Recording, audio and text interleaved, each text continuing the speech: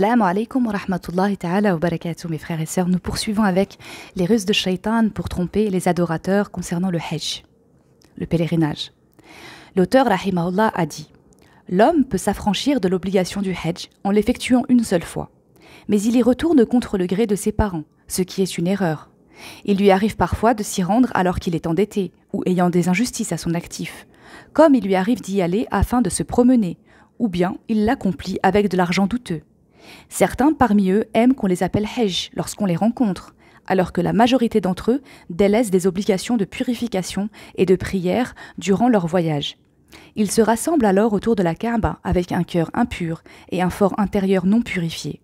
Shaitan les trompe ainsi en leur faisant voir l'image du Hajj. Or, l'objectif du Hajj est de se rapprocher intérieurement et non pas physiquement, et ceci ne peut se faire qu'avec la piété. Combien sont ceux qui partent à la Mecque dans le seul but de multiplier le nombre de leurs pèlerinages, pour ainsi dire, j'ai effectué 20 stations à Arafat, et combien sont ceux qui s'installent pour longtemps à proximité de la Kaaba sans qu'ils ne procèdent à la purification de leur fort intérieur. Il se peut que leur intérêt soit lié à des gains qu'ils espèrent obtenir, et il arrive à l'un d'eux de dire « Cela fait maintenant 20 ans que je suis à la proximité de la Kaaba ».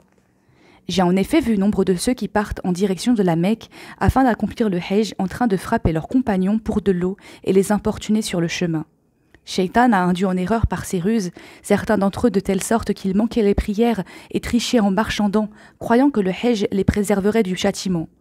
Il a aussi trompé d'autres parmi eux de sorte qu'ils ont inventé des rites du pèlerinage inexistants.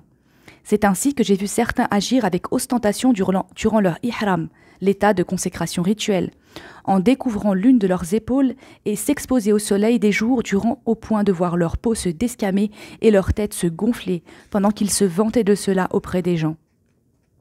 Dans un hadith rapporté exclusivement par Al-Bukhari, Ibn Abbas radiallahu anhu rapporte que le prophète sallallahu alayhi wa sallam avait vu un homme tourner autour de la Kaaba durant le pèlerinage avec une reine et il la coupa. Selon une autre version, il vit un homme qui conduisait un autre par une rizama accrochée à son nez, et il la coupa avec sa main, puis lui ordonna de le conduire par sa main. C'est un hadith authentique rapporté par Al-Bukhari 1620-1621, An-Nasa'i 2920 et Abu Daoud 3302.